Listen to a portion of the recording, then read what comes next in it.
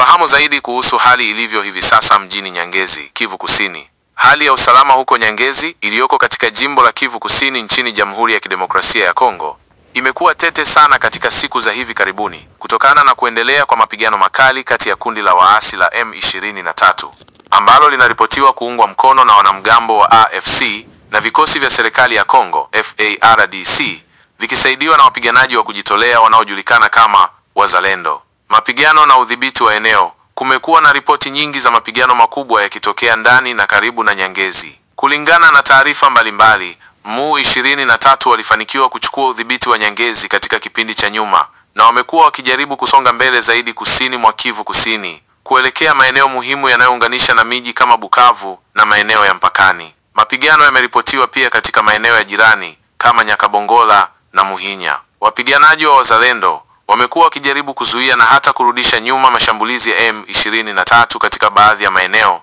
ingawa hali ya udhibiti wa maeneo inabadilika mara kwa mara. Athari kwa wakazi. Hali hii ya mapigano imeleta athari kubwa kwa maisha ya kawaida ya wakazi wa Nyangezi na maeneo yanayozunguka. Ripoti zinaonyesha kuwa maelfu ya watu wamelazimika kuyahama makazi yao kutokana na hofu ya usalama na ghasia zinazoendelea. Baadhi ya mashuhuda wameripoti kuona miili ya watu barabarani kufuatia mapigano. Kuhama huku kwa raia kunachangia mgogoro mkubwa wa kibinadamu katika eneo la Kivu Kusini, ambapo tayari kuna idadi kubwa ya watu waliolazimika kuhama makazi yao kutokana na migogoro mingine. Kuvurugika kwa shughuli. Mapigano yamevuruga vibaya shughuli za kila siku, ikiwa ni pamoja na usafiri. Barabara kuu kama N5, ambayo ni muhimu kwa usafirishaji wa bidhaa na watu, imeathirika na kufanya iwe vigumu kwa watu kusafiri au kupata mahitaji muhimu. Hali ya jumla. Mstari wa hali ya usalama katika Kivu Kusini kwa ujumla bado ni ngumu, huku kukiwa na ripoti za mapigano katika maeneo mengi na wasiwasi juu ya kusambaa kwa ghasia. Jumuiya ya kimataifa na mashirika ya kibinadamu yanaendelea kufuatilia kwa karibu hali hiyo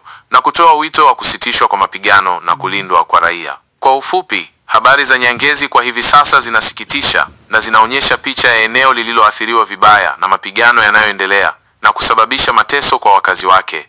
Kulingana na ripoti kutoka Africa News J, hali ya usafiri kwa wapinzani wa kisiasa nchini Jamhuri ya Kidemokrasia ya Kongo DRC inaonekana kuwa na utata. Hapa kuna muhtasari wa taarifa hiyo.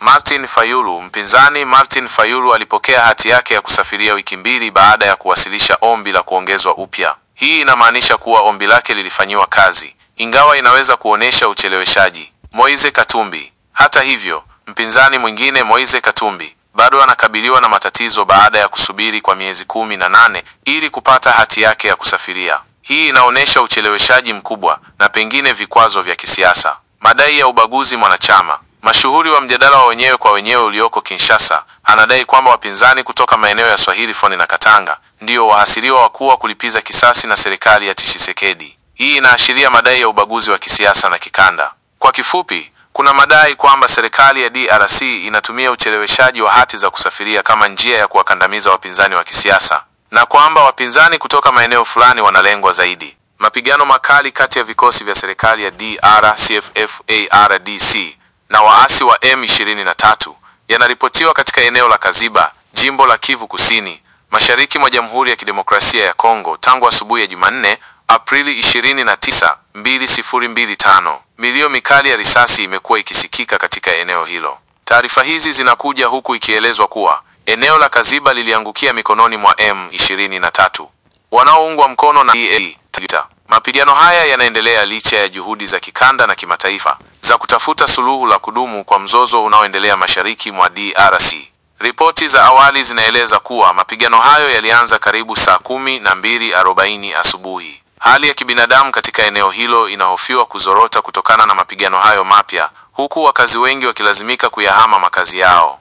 Haya ni muhtasari wa taarifa uliotoa mkuu wa sekta ya Walendu Jatsi iliyoko katika eneo la Jugu, mkoa wa Ituri. Ametoa wito kwa wakazi wa kijiji cha Budhu kurejea makwao. Wakazi hawa walikuwa wamekimbia makazi yao kutokana na mapigano yaliyozuka kati ya makundi mawili hasimu ya wanamgambo wa CODECO. Wito huu ulitolewa rasmi siku ya Jumatatu tarehe 28 Aprili 2025 kulingana na tarehe ya sasa, baada ya mkuu huyo kufanya ziara ya uhamasishaji kuhusu umuhimu wa amani na kuishi pamoja kwa amani katika vijiji vya Budhu na Lobu mwishoni mwa juma lililopita. Ni kweli, Rais Felix Antoine Tshisekedi alithibitisha mnamo Jumanne, Aprili 29, 2025, mjini Kinshasa kwamba tamko la kanuni, Declaration of Principles, lililotiwa saini na Jamhuri ya Kidemokrasia ya Kongo DRC na Rwanda chini ya uangalizi wa Marekani ni hatua katika mwelekeo sahihi. Tamko hilo la kanuni lilitiwa saini mjini Washington DC mnamo Aprili 25, 2025, likilenga kukuza amani na utulivu katika eneo la mashariki mwa DRC na kurejesha uhusiano wa kawaida kati ya nchi hizo mbili.